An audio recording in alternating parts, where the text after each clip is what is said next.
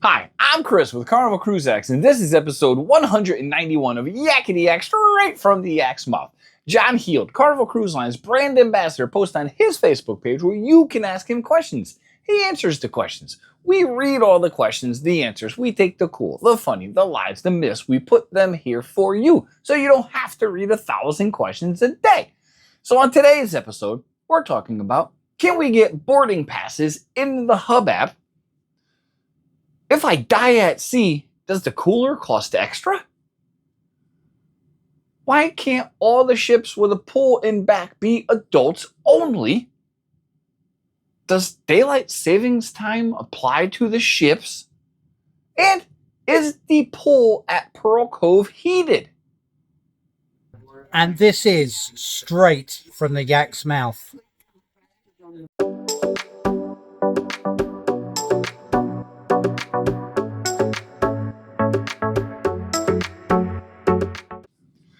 All right, question one. This cruiser wanted to know if Carnival is working on putting the boarding passes into the Hub app.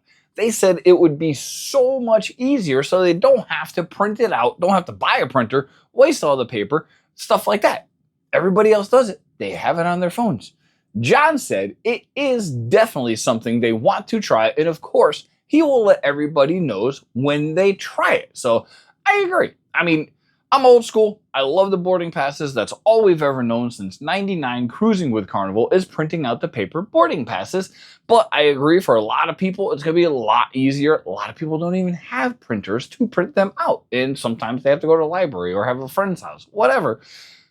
I think it would be a good idea, but I'll tell you, we'll probably still print them out and then use the app to get on the boat.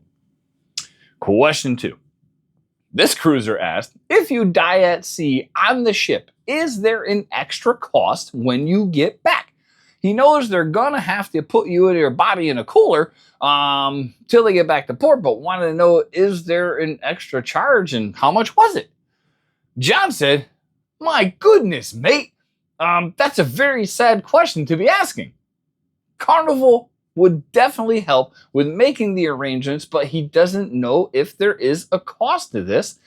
He is sure that most insurances will help you cover that cost. So, yeah, I mean, there's no good answer for that. And it would suck if it happened, but no good answer for that one.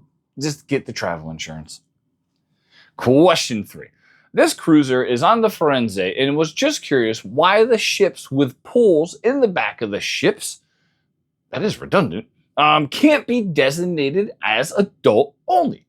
John said, well, sometimes they are. It really depends on the numbers of family they have sailing on board that particular cruise. So kind of makes sense. If you have a whole bunch of adults versus less kids, they're probably going to make an adult only pool. If there's a lot of kids on there, it's a family-friendly cruise. They want the kids to be able to do most everything. So if you like adults-only pools, book a sea cruise. It is an adults-only cruise. Ta-da! Speaking of like, if you like what you see and you enjoy cruising content, please like and subscribe. We would greatly appreciate that. Question four. This cruiser was wondering if the Carnival ships will be turning back the clocks for the end of daylight savings time on November 2nd, as they will be on the Mardi Gras during this time. John said, we will turn back the clocks the same night as the rest of the United States. Well, most of the United States. There's a couple states that have defected, and they don't do it, which I think is pretty cool. He said Saturday night, Sunday morning, they will go ahead and do so. So if you're on a cruise, you get the bonus extra hour of cruising. That's pretty freaking cool, you ask me. Last question, question five. This cruiser is going to Celebration Key and wanted to know if the pool at Pearl Cove is heated.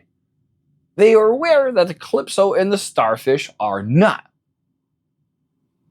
Do we need to answer this question? It's the South Caribbean.